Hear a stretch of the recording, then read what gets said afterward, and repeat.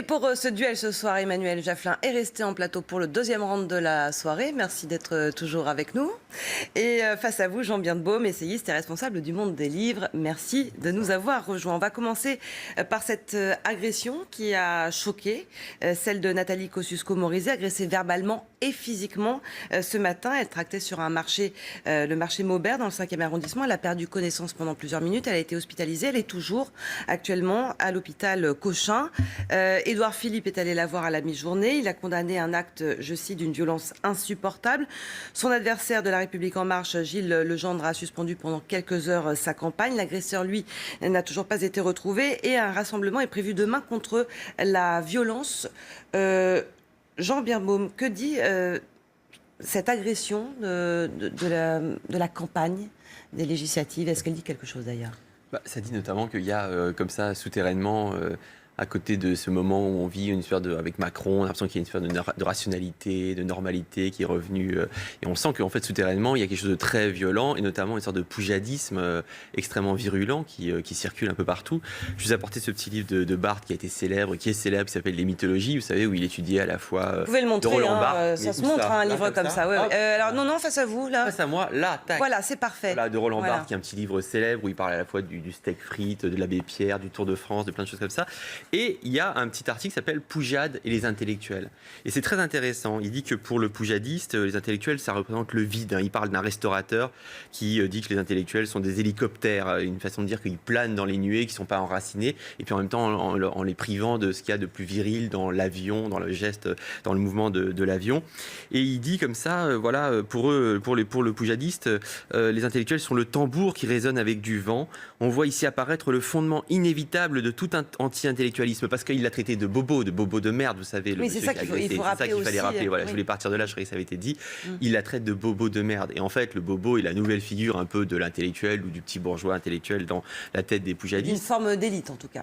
Voilà, du forme d'élite, mais en fait, on est toujours le bobo de l'autre. Et par contre, ceux qui traitent les gens de bobo de merde sont souvent pas n'importe qui. D'ailleurs, il agresse Place Maubert, je crois, donc en plein 5e arrondissement, qui n'est pas un quartier extrêmement populaire. Donc on peut se demander si lui-même est vraiment l'autre du bobo et appartenant aux classes populaires.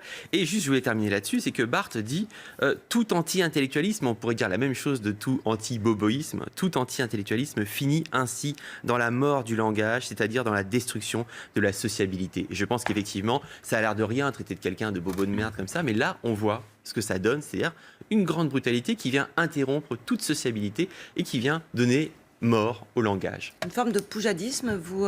C'est un peu fort, comme c'est un duel, il faut quand même, à défaut de le débarquer, de le débarter, puisqu'il cite ce grand écrivain.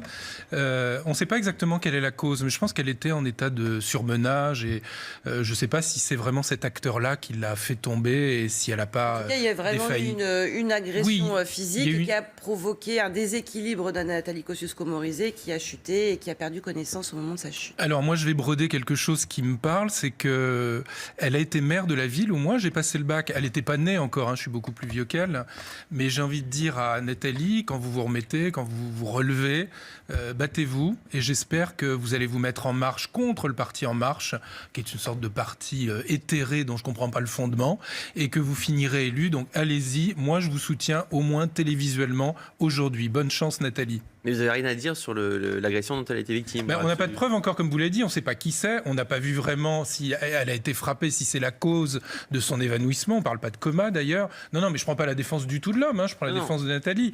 Mais l'idée, c'est de dire qu'elle devait être quand même en grande fragilité sur ce marché, et qu'en plus, elle est tombée à cause de cette agression. L'image, elle est quand même très, très parlante. Oui, non, mais j'ai vu l'image au sol. Et l'agresseur a fui. On voit l'image de l'homme qui s'approche vers elle. Oui, mais on ne voit pas exactement frappé. En fait, la question justement, c'est ça qui est Est-ce que le débat est réellement sur le fait sur le terme de poujadisme, oui, c'est quelqu'un... Ah non, on peut être poujadiste, absolument pacifiste. Si vous dites que les intellectuels enculent les mouches, ils sont dans les nuées, c'est Barthes a cette poésie aussi, oui. Tout à fait, voilà, exactement, tout à fait. À ce moment-là, vous pouvez tout à fait ne pas frapper, mais simplement, c'est ce que Barthes disait très bien, vous aboutissez très vite à l'interruption, effectivement, du langage, et interrompre le langage, pour l'humanité, c'est donner quelque part la mort symbolique déjà. Donc en fait, ce qui est intéressant, intéressant, c'est qu'on ne dit pas du tout qu'elle a été frappée, que c'est terrible, que c'est d'une violence folle, qu'il y a des violences beaucoup plus terribles aujourd'hui sur Terre un peu partout. Mais quand même, ça veut dire une femme politique qui est comme ça sur un marché, qui distribue des tracts, quoi qu'on pense de ses idées. Non, mais je suis archi d'accord avec vous. Il arrive et qu'il y ait ces mots-là, ces gestes-là, qu'elles s'évanouissent, ou en tout cas qu'il y ait une forme de traumatisme. Et ce que ça implique. Là où je suis en désaccord, c'est sur l'idée d'un poujadis. C'est peut-être un individu isolé, et peut-être qu'elle-même était dans un état de fragilité, qui fait que la rencontre de ces deux phénomènes a donné cette situation. Mais la bonne idée, c'est qu'elle finisse élue, alors qu'elle a que 12% au premier tour. Le mot de poujadisme vous est venu par les mots utilisés par l'agresseur, en fait, qui disait bobo et de merde. En fait, bobo de merde, c'est tout à fait, aujourd'hui, c'est le slogan type du poujadisme du 21e siècle. C'est tout, c'est très simple. Et c'est en même temps assez rigolo, parce qu'évidemment, on est toujours, comme je disais tout à l'heure, le bobo de l'autre. Et donc, par exemple, on parlait de l'affaire Grégory, bon, ça n'a rien à voir. On va en parler, égal par ailleurs, on va en parler tout à l'heure. Mais vous savez que le père du petit Grégory, c'est quelqu'un qui avait été accusé, pas d'être un bobo, mais d'être un parvenu, d'être un bourgeois, etc. D'avoir réussi. Donc on est toujours le bourgeois de l'autre. Et le bobo, vous savez, par exemple, les tueurs du Bataclan, ils visaient les bobos, ils visaient les terrasses, etc. Tout le monde a dit que c'était le Paris bobo qui avait été attaqué. Donc en fait, c'est intéressant, effectivement, chez les gens de l'État islamique aussi, sur lesquels j'ai un peu travaillé, vous avez des gens qui haïssent absolument la figure du bobo, incarnant le petit, pas seulement, mais incarnant le cœur de la civilisation occidentale, c'est-à-dire des gens effectivement qui défendent un certain esprit européen, un certain rapport au livre, un certain rapport au Je trouve ça très étendu comme argument. Peut-être que, comme vous l'avez dit tout à l'heure, l'homme en question habite cet arrondissement, peut-être qu'il est lui-même pas si anti-bobo que ça, peut-être qu'il s'est exprimé de manière un peu viscérale. De là à dire qu'il y a un complot politique contre Nathalie Kosciusko-Morizet, c'est peut-être aller... Oui, mais l'idée du poujadisme, c'est quand même un peu ça. C'est peut-être plus microscopique que ça comme événement. Le poujadisme, c'est une pulsion politique. Si vous voyez, par exemple, mais il a peut-être qu'une pulsion individuelle, pas si politique que ça. Ça peut tout à fait être individuel. Le poujadisme, c'est pas la même chose. Une manière de viser quelqu'un. Le sexisme aussi, c'est pas un complot. Voilà, si vous avez des propos sexistes à l'égard d'une femme... Ce sont des images qui concluent tristement cette séquence des législatives, qui n'a pas franchement, on va passer à la suite du débat, qui n'ont pas franchement passionné les Français. Les législatives, une abstention record. On peut s'attendre à une abstention record encore dimanche prochain. Qu'est-ce que vous en concluez de ce désintérêt pour les législatives ? Je l'ai dit tout à l'heure, dans le programme En Marche, je ne sais pas trop ce qu'il y a. C'est lui qui bénéficie de ses militants, et les autres, l'ayant vu élu, vont pas voter pour les candidats qui pourraient faire un blocage ou une opposition. Donc ça risque effectivement d'être un raz-de-marée. Ce désintérêt, c'est la faute d'En Marche ? Mais en fait, je ne sais pas s'il y a un désintérêt, c'est très compliqué. C'est-à-dire que, surtout à dire en 20 secondes, je pense qu'il y a 1000 causes. Vous avez le temps. Voilà, il y a 1000 causes dans cette abstention. Elle va être étudiée de très près. Il y a déjà beaucoup de commentaires. En fait, on a bien vu au moment de la présidentielle la passion absolue. Les enfants en parlaient, tout le monde en parlait dans les cafés, dans les restaurants. Il y avait une passion totale. Donc, on ne peut pas être passé en quelques semaines d'un intérêt absolu, radical dans les bistrots, partout à table, dans les familles, etc., à un désintérêt massif. Il y a juste une situation politique qui fait que Emmanuel Macron a été élu fortement. Quand même, il y a eu une espèce de coup d'éclat critiquable, tout ce qu'on veut, mais en tout cas un événement très très fort, et qu'il y a toute une partie des gens qui le soutenaient, qui se sont dit, de toute façon c'est joué, on y va. Il y a ceux du FN qui ont été traumatisés par leur défaite, on a expliqué qu'ils ne s'étaient pas déplacés, les gens des Insoumis aussi, une immense déception derrière Jean-Luc Mélenchon, qui se sont dit, si c'est comme ça, je reste... D'ailleurs là-dessus, il y a eu des propos très anti-bobo, j'ai vu passer des tweets disant les gens du canal, les gens des Insoumis et les mélenchonistes, ils ne pouvaient pas les voter, il fallait qu'ils aillent à un barbecue le long du canal Saint-Martin à Paris. Donc ils étaient tous assimilés à des bobos, alors qu'ils étaient très très nombreux et des millions. Donc le bobo est un peu partout, mais ça n'est pas un complot, c'est juste une figure politique. Donc ce que je veux dire, c'est qu'il y a 1000 causes à cette abstention, et ça ne veut pas forcément dire qu'il y a un désintérêt. C'est juste qu'il y a des gens qui considéraient qu'ils avaient intérêt, au contraire intérêt, à ne pas aller voter parce qu'ils pensaient qu'Emmanuel Macron, et d'ailleurs ça a marché, allait triompher à l'Assemblée. D'autres étaient dégoûtés par la défaite de leur candidat à la présidentielle. Il y a 1000 causes, c'est pas forcément le signe d'un désintérêt pour la politique. Si, moi je pense que si. Je pense que les gens ont compris que la politique était morte, qu'elle n'a plus de pouvoir. Paradoxalement, le pouvoir n'a plus de pouvoir. On vit dans un monde régi par l'économisme. Donc qu'on vote pour un tel ou un tel, il n'aura pas de pouvoir. Rappelez-vous ce qu'avait dit François Hollande au mois de juillet de l'année dernière. Il était encore président. Il a dit « je vais baisser les impôts ». Et il a dit si le chômage disparaît, je me suis dit c'est bizarre. Laurent Fabius avait dit « je vais faire tourner l'économie autour de la balance commerciale extérieure ». On voit bien que les hommes politiques ont compris que le cœur, c'était plus la politique, c'était l'économie. Et n'importe quel citoyen, n'importe quel votant, c'est ça. On n'a rien à attendre des hommes politiques, à part des mesures symboliques. Mais ça veut dire que pour vous, par exemple, Marine Le Pen ou Macron au pouvoir, ça change rien? Ça changerait des mesures symboliques, mais ça ne changerait pas économiquement. Ah bah oui, parce que c'est ce qu'il vient de dire. Il dit, en fait, on s'en fout, ils n'ont plus le pouvoir. Donc c'est-à-dire que Marine Le Pen ou Macron à l'Élysée, ça n'a aucune importance. Moi, j'ai dit ni on s'en fout, ni bobo. J'ai dit que les citoyens français avaient conscience de l'impuissance du politique et que le fait d'aller voter ou de ne pas aller voter, ça ne va pas changer grand-chose. C'est l'économie qui fait le monde aujourd'hui et qui fait le monde mondialement. Que ce soit l'un ou l'autre, honnêtement, ça ne changera rien. Bon, je voudrais quand même vous montrer la une de The Economist qui en dit long aujourd'hui sur l'état de grâce d'un homme qui marche sur l'eau. Combien de temps ? Combien de temps, c'est ce qu'on verra. Alors vous voyez les pieds qui dépassent, là, ce sont ceux de Theresa May, vraisemblablement, c'est d'elle dont il s'agit, qui coule à pic. Est-ce que c'est lui Est-ce que c'est le nouveau héros de l'Europe ? Je pense que là aussi c'est très contradictoire, c'est-à-dire que d'une certaine manière, oui, c'est-à-dire qu'en tout cas il y a quelqu'un là qui a gagné en mettant en avant quelque chose que beaucoup de gens avaient honte de mettre en avant depuis très longtemps, c'est-à-dire un certain esprit européen, à un moment où les États-Unis sont dans la situation qu'on connaît, où Trump quand même est très suspect de plein de choses et donne une image de l'Amérique très lointaine de celle à laquelle on est attaché globalement. Donc dans cette espèce de monde très très compliqué, il y a besoin d'une Europe forte avec des gens qui croient à l'Europe. D'un autre côté, je pense qu'effectivement, comme vous l'avez dit tout à l'heure, cette espèce de macromania, etc., va forcément retomber. Et ça sera d'ailleurs pour le meilleur, parce qu'on n'a pas intérêt à ce qu'il y ait un pouvoir qui soit sans contre-pouvoir et dans l'adulation permanente. Ça vous inquiète, ça, justement, cette perspective de 470 députés ? Certains sondages indiquent ça pour le second tour. Est-ce que ce serait vraiment un pouvoir presque dictatorial? Mais ce sera... Alors, on l'a déjà appelé... on lui a donné le nom d'un empereur ou d'un dieu grec, ou romain, ouais. Il est Hermès en ce moment, puisqu'il est au Maroc. Mais je pense... Il est revenu. Hein. Ouais, ah oui, il est revenu. Les Vivatech. Mais je pense surtout que plus il aura de députés, plus on verra très rapidement son absence de pouvoir. Ce sera terrible. Parce que là, il aura effectivement la mainmise, surtout sans être dictateur, puisque ce sera le fruit de la démocratie. Les bobos ou pas seront au pouvoir, ça m'indiffère. Mais en tout cas, on verra plus clairement qu'il n'a aucun pouvoir de changer les choses et que le pouvoir vient d'ailleurs. Donc qu'il ait 150 députés ou 570, à un moment donné, on verra plus fortement encore son impuissance qui est maintenant co-substantielle aux politiques. Le pouvoir de l'économie, le pouvoir de l'argent, on y vient avec Carlos Ghosn et sa rémunération. Un sujet épidermique pour certains parce que les sommes sont colossales. On parle de super bonus. Les actionnaires de Renault, ça y est, longtemps entériné, salaire de 2016, salaire de 2017, tout est passé, de justesse, mais c'est passé. 7 millions d'euros pour Renault. Il a aussi Nissan, 8 millions d'euros. Est-ce que c'est normal ? Qui veut se lancer ? 7 millions, je ne me représente pas ce que ça fait. Mais en même temps, je trouve intéressant l'enjeu économique. Ces 7 millions, est-ce qu'il faut les répartir entre les différents salariés de Renault, de Nissan, de Mitsubishi ? Ou est-ce qu'il ne faut pas les donner alors en Syrie, en Irak, au Yémen, à des gens qui sont pauvres ? Qui se pose la question et pourquoi ? Est-ce qu'il faut qu'il y ait une harmonie au sein de l'entreprise, des entreprises que co-dirige maintenant Carlos Ghosn ?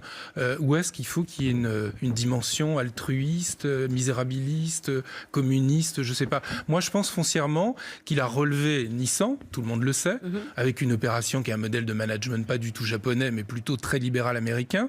À mon avis, son modèle est en train de vieillir.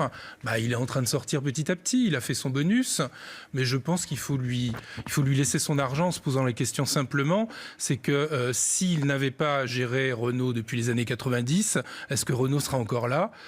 Qu'est-ce qu'on a à faire de cet argent ? Moi, avec mon petit salaire de prof, honnêtement, 700 000 euros par an ou 7 millions, je ne fais pas la différence.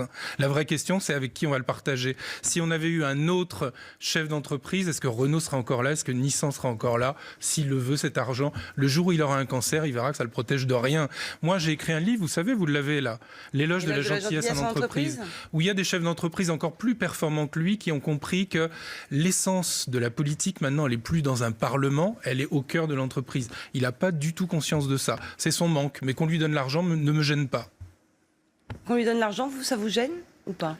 Je pense que c'est un problème de justice de base. C'est-à-dire que c'est intéressant que. Et pour qui ? Pour les salariés de Renault ou pour tous les salariés français ou pour les pauvres dans le monde ? Non, mais moi, je vous dis, de toute façon, on n'est pas là pour donner notre jugement moral. Je pense que le simple fait qu'on passe notre temps à faire la chasse aux assistés, aux chômeurs qui touchent alors qu'ils ne devraient pas toucher, etc., que les gens, tout le monde voit ça. Donc quand on dit, voilà, que des gens qui gagnent déjà des millions, s'arrangent pour en gagner encore plus, espèce de course à l'âpreté, à la cupidité, etc., paraît quand même assez bizarre. bizarre. C'est pas forcément un jugement moral, c'est en termes de justice de base. La semaine dernière, avec Yves Roucaud sur ce plateau, on disait, il se réclamait de Gramsci. Il disait qu'il avait été formé par Gramsci, ce grand marxiste italien. Et Gramsci, à un moment donné, dans un de ses textes, dit la grande force de la classe dominante, c'est d'arriver à faire en sorte que son discours, sa parole, son idéologie apparaissent comme tellement souple et cohérente qu'elle apparaisse comme naturelle pour les opprimés et donc qu'elle leur impose son hégémonie ainsi. Ce qui est intéressant, c'est que ça ne suscite pas plus de révolte que ça. Il y avait eu un livre très beau qui s'appelait « Pourquoi les pauvres votent à droite » d'un reporter américain qui montrait qu'on avait là, aux États-Unis, au moment de Bush, des ouvriers qui bossaient comme des fous et qui, sur leurs heures de liberté et de loisirs, allaient militer pour les riches, pour que les riches puissent gagner encore plus d'argent. C'est ce qui s'est passé sensiblement avec Donald Trump. Et voilà ce qui s'est passé encore avec Donald Trump. Donc, une des choses qui se passe quand on parle de ça, de cet argent et du fait qu'il s'arrange pour que en plus les rémunérations soient délocalisées, etc. C'est qu'est-ce qui fait que ça ne suscite pas plus justement d'indignation et que quelque part dans le vote, ces sujets-là apparaissent si marginaux. On va presque manquer de temps, mais il faudrait absolument qu'on parle de l'affaire du petit Grégory, qui est vraiment un dénouement, pas encore, mais en tout cas un rebondissement spectaculaire. Comment est-ce que vous expliquez l'emprise encore qu'a cette affaire sur nous tous ? C'est un fait divers qui n'a pas été résolu, donc ce qui n'est pas résolu suscite la curiosité. Je ne sais pas si vous vous rappelez de la lettre qu'avait écrite Marguerite Duras en 1985, je crois. C'était marrant parce qu'on était au XXe siècle, je ne sais pas si vous vous rappelez de ce siècle, mais à l'époque, les écrivains avaient encore une autorité. Ce qu'elle a écrit, elle culpabilisait la mère en disant, puisque la mère lui a donné la vie, elle peut donner la mort, elle a ce pouvoir. Elle avait visiblement faux, puisque la mère avait été innocentée des années après. Oui. Et je me dis, moi, ça m'intéresse pas, par exemple, les romans policiers, les films policiers. Pourquoi ? Parce que c'est que du brouillage pour arriver. C'est pas comme un problème de philosophie ou un problème de mathématiques. Quand on le résout, il y a un vrai plaisir intellectuel. Là, c'est une série de masques. Alors, quand on va faire tomber les masques, là, j'espère, dans les jours qui viennent, suite à la mise en cause de la famille du côté du père, du petit Grégory, on se dira, ça n'était que ça. Mais ça a duré 33 ans et c'est ça qui a maintenu finalement la curiosité de tout le public. Alors c'est intéressant parce que vous parlez des romans policiers. Justement, il y a des gens, des sociologues, je pense quelqu'un comme Luc Boltanski, qui est un grand sociologue français, qui a travaillé sur le roman policier, sur les énigmes, sur la figure du complot. On y revient, il y a plein de mots. C'est la plus grande énigme qu'on connaisse. Et il montre comment, quelque part, finalement, à chaque fois qu'il y a des affaires comme ça montre que l'État, qui depuis des siècles maintenant prétend se porter garant du réel, un réel normal. Il y a des présidents comme Hollande qui disaient je suis un président normal, mais l'État est là pour dire je suis garant du normal, le réel est prévisible, le réel est stable. Et bien en fait, ce genre d'affaires vient rappeler que le réel, plus l'État prétend se porter garant du réel, plus le réel apparaît fragile et plein de failles. Et donc plus on est menacé en permanence. Et on revient quelque part à ce qu'on disait au tout début en disant il y a à la fois cette campagne qui avait l'air rationnelle et tout, et puis des gens qui arrivent et qui insulte Nathalie Morizet, NKM, ça ira plus vite. Et donc, c'est une espèce de surgissement de quelque chose qui a l'air qui relève de l'inconscient, de l'irrationnel et de la violence. Et bien, avec l'affaire Grégory, on a un peu ça, une espèce de surréaction de l'État qui n'en finit plus d'essayer de se porter garant de ce réel et en fait, qui est en permanence aussi repris par des phénomènes irrationnels qui nous rappellent que quelque part, les gens peuvent finir par ne plus croire en rien et par croire n'importe quoi. Parce que dans cette affaire, tout a été dit dans tous les sens par n'importe qui. Mais je crois surtout que le vrai policier maintenant c'est le scientifique et que ça va démythifier. Il y a ce logiciel qui a relancé, qui a relancé complètement. Ça va permettre de recouper les lettres, les coups de téléphone, etc. Et ça va désanonymiser, ça va faire tomber les écrans. Il n'y aura plus de mystère, ce sera d'une platitude absolue. Ça veut dire qu'on va résoudre les enquêtes avec des algorithmes. Ça veut dire que les romans policiers ne vivront pas la vie qu'ils ont eue et l'inflation dans les librairies qu'on voit. Je pense que leur mort est prochaine, à elle aussi, comme aux politiques. Eh ben, nous voilà bien. Mais oui, nous voilà heureux et satisfaits de solutions scientifiques à des problèmes qui sont simplistes, pour ne pas dire pire. C'est pas un peu triste comme conclusion ? Si, c'est très triste et heureusement, je pense qu'elle est fausse parce qu'en fait. Mais non, c'est pas triste, c'est joyeux. Même avec la science, nous a dit, la joie, c'est ce qui augmente le pouvoir d'agir. Et je crois que quand on va découvrir ça, il y aura moins de gens à commettre des crimes. Ils seront plus protégés par rien. Il y a eu un papier dans Le Monde là, qui a été publié sur le logiciel. Un bon journal, oui. Excellent journal de référence qui a été publié donc dans le journal sur le logiciel. Le logiciel, oui. Voilà, qui permet ces convergences de faits comme ça, ces recoupements et qui montre, les enquêteurs disent en fait, ils répondent jamais aux questions, ils répondent qu'aux questions qu'on leur pose et encore avec toutes les limites, une fois de plus, de la science et des fameux algorithmes. Le fameux logiciel Anacrim, un logiciel d'analyse et de représentation visuelle de données. Merci beaucoup d'être venu sur le plateau de CNews. Tout de suite, le grand décryptage.